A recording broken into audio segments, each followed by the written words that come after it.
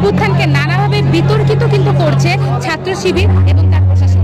ঢাকা বিশ্ববিদ্যালয়ে ছাত্র শিবিরের যারা আছে তারা গুপ্ত, তাদের কোন সাংগঠনিক পরিচয় নাই। হচ্ছে ৭১-এ যেই অন্যায়টা করছে সেইগুলা কি আমরা সবাই মেনে নিব শিক্ষার্থী হিসেবে?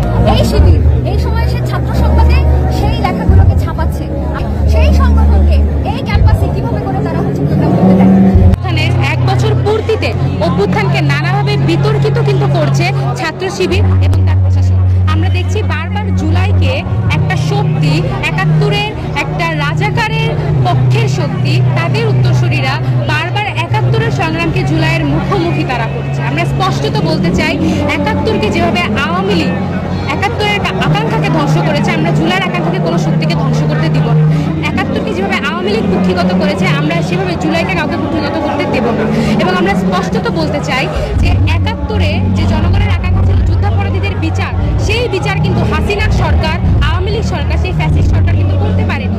বরঞ্চ সেই বিচারকে নানাভাবে প্রশ্নবিদ্ধ করে তারা তাদের দলীয় এজেন্ডা বাস্তবায়ন করেছে। আমরা এই গণঅভ্যুত্থানের পরবর্তী বাংলাদেশে আমাদের জোরদার দাবি ছিল যে ৭১, ২৪ সহ পাহাড় এবং সমতলে ঘটে যাওয়া সকল গণহত্যার নতুন করে বিচার করতে হবে এবং আমরা সেই দাবি আজকে আরও একবার জানাচ্ছি। আমরা দেখলাম যে আজকের দিনে টিএসসিতে ছাত্র শিবিরের একটা দলীয় প্রোগ্রামে তারা চিহ্নিত রাজাকারদের একটা ছবি প্রদর্শনী করছে, যেখানে আছে স্বঘোষিত চিহ্নিত রাজাকাররা পর্যন্ত। আমাদের যে ছাত্র সংগঠন শিবির ৭৭ সালে তারা রান করা শুরু করে, তো এই শিবির এই সময় সে ছাত্র সংবাদে সেই লেখাগুলোকে ছাপাচ্ছে।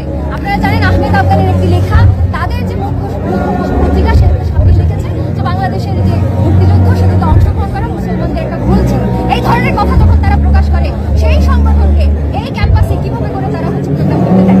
ফলে তারা তো গণহত্যাকারী সমর্থনকারী, তারা ৭১-এর গণহত্যাকারী সমর্থনকারী। ফলে আমরা কোনো গণহত্যাকারীকে বিশ্ববিদ্যালয়ের মতো গণতান্ত্রিক স্পেসে তাদের কার্যকলাপ করতে পারি না।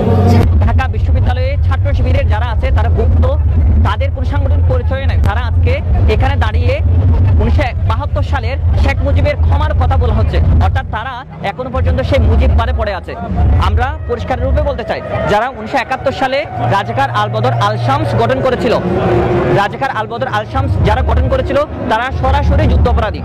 তাদেরকে যতক্ষণ না পর্যন্ত ফৌজদারি অপরাধ, তারা যারা সরাসরি জড়িত ছিল তাদের ফৌজদারি অপরাধ যতক্ষণ না বিচারের আওতায় আনা হচ্ছে তাদেরকে, এবং একই সাথে জামায়াত ইসলামীকে এবং ইসলামী ছাত্র শিবিরকে, কারণ ইসলামী ছাত্র শিবির হচ্ছে ইসলামী ছাত্র সংঘেরই কন্টিনিউয়েশন।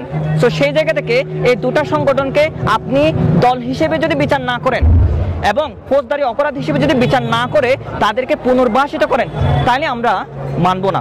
হচ্ছে ৭১-এ যেই অন্যায়টা করছে সেইগুলা কি আমরা সবাই মেনে নিব শিক্ষার্থী হিসেবে? যুদ্ধাপরাধীর সাথে যুক্ত তাদের ছবি, এবং আমরা খুবই মর্মাহত হই যে আমাদের